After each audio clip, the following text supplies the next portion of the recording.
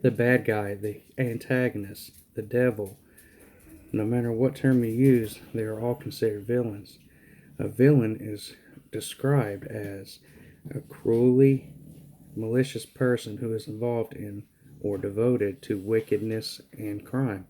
Society has many different ideas of what a villain is and whether they are inherently evil or become that way over time. It's hard for people to see past the embodiment of evil.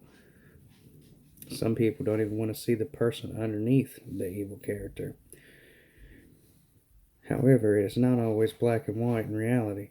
There are many layers to all characters, especially villains. How does a villain become a villain? People love a particular bad villain in a story. So, what makes a good bad villain? There is a fine line between hero and villain that most people refuse to see. One step in the wrong direction and the line has been crossed. So, how is it determined who is on each side? Every year there are articles, hundreds of articles written about heroes and about villains and the similarities and differences between the two. Many describe what makes a good villain. Some would say it's just a part of life. If there is a good guy, then by default there has to be a bad guy. If you are on the good side, then you can't be evil. The side of good is up for debate as well. A person will always see their side as the good side. At times, the bad side is very obviously bad, but other times it is not so obviously.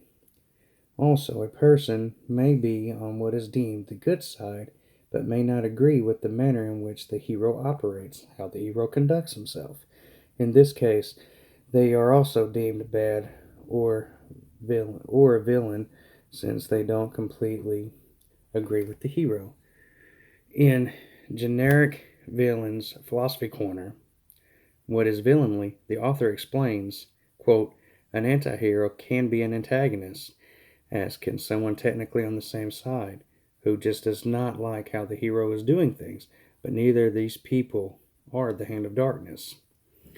A villain is generally described as selfish. They do countless selfish acts to carry out their vendetta. They are always out for their self-interest. Per reign, the more people you benefit, the less villainous you are. According to Heroic Villainly, what describes a villain, the villain's journey is an ever-tightening, ever-descending spiral of actions that begin noble and end up selfish and petty. It is this narcissistic selfishness that ultimately causes their wrongdoing. However, when you look at it from the other side of the superhero, there is selfishness involved as well. It generally is overlooked or forgiven when the superhero demonstrates these traits. In Iron Man Supervillain by Michelle Haberlin, she points out that Iron Man operates out of personal gain in everything he does. Not only does he operate out of self-interest, he manipulates others to further his plan. Yet, Iron Man is still seen as the hero. There are many examples, such as in stories, movies. In retrospect, there isn't much difference at all between hero and villain. Another defining trait of a villain is the tendency towards violence. In superhero movies, there are a lot of action-packed scenes that portray violence and destructive scenes performed by our so-called heroes. When society remembers these scenes, they only think of the violence the villain portrays and the success of the hero stopping the villain. A villain does generally have more violent scenes, and they are performed several grisly actions. What is overlooked is the amount of violence portrayed by the hero. This is an example of the line softening between good and then bad. Quote, next thing we know, we got heroes who can torture and kill their way through entire cities of our followers and still be seen as shining beacons of light. Why is this okay for the hero to torture and kill other people? Why is it okay? In the article, Good Guys Are More Violent Than Bad Guys in Superhero Films, there was a study conducted to prove that heroes are more violent than villains. The study reviewed 10 superheroes in 2015 through 2016. The number of violent acts were tallied in each film. The study found that protagonists engaged in 23 acts of violence per hour, the heroes, while antagonists, the bad guys, the villains, only accounted for 18 violent acts per hour. Protagonists in these films fought 1,021 times and used lethal weapons in these fights 650 times. On the other hand, antagonists used a lethal weapon 604 times and were engaged in 599 fights, according to Rain. Another aspect of the violence is the destruction created in the wake of the violence. The destruction can tear down buildings, homes, cities, people's lives. If Gotham burns due to Batman fighting, who pays for this act? People may become homeless, or their business gets destroyed. They have no way of providing for their families, all because Batman was trying to defeat Joker. Nicholas Barber gives an example of Superman snapping his enemy's neck in The Man of Steel. In society, snapping a person's neck is not acceptable behavior at all and punishable by law. Since this action is by Superman, it's acceptable. This is not to say that just because a hero commits an act of violence, they are evil. In many violent acts, the superhero is trying to protect people, and the only way to ward off evil is to fight it.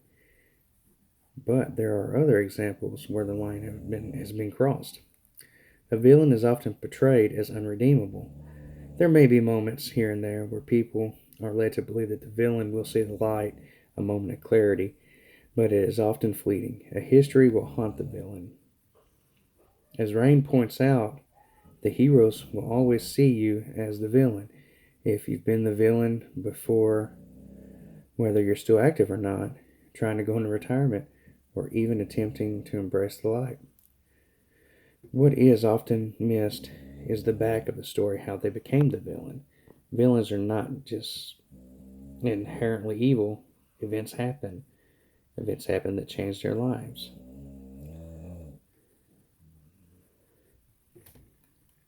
A quote by Jim Butcher from Cold Days describes the transformation to evil perfectly. He states, "No one just starts giggling and wearing a black cape and signs up to become a villainous monster. How the hell do you think it happens? It happens to people. Just people. They make questionable choices for what might be very good reasons. They make choice after choice, and none of them is slaughtering a room full of saints, or murdering hundreds of baby seals, or rubber room irrational. But it adds up.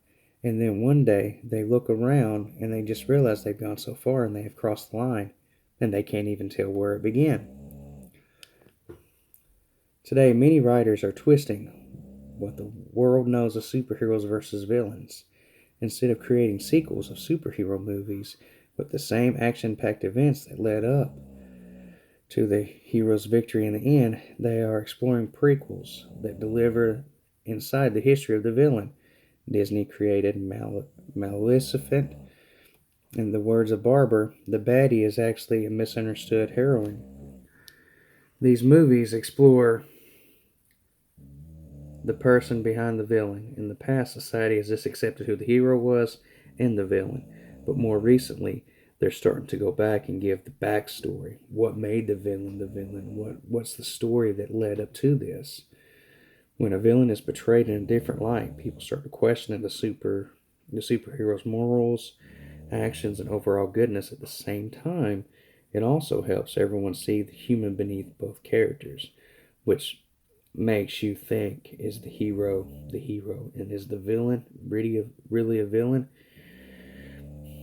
Whereas the villain is a human with flaws who makes mistakes and fights for the side they believe is on the best side, no matter how bad it might be. In comparison, the superhero and the villain aren't quite so different. They both have their own agenda, their own vendetta that ultimately determines what's good and evil. Quite often it seems that our opinions, our perspective on these things come from the first character introduced. Most recently, while watching Joker, It would make anybody think that the Joker's not necessarily a villain at all. However, in today's world, the roles have been twisted, flipped, and intertwined to blur the lines between superhero and villain, good and bad, protagonist and antagonist. No matter how someone feels about each character, there would not be a hero without a villain. There can't be a villain without a hero. The hero is only important as the world deems him, whereas the villain is evil as he is deemed to be. The two characters feed off of each other, and society feeds off of their stories.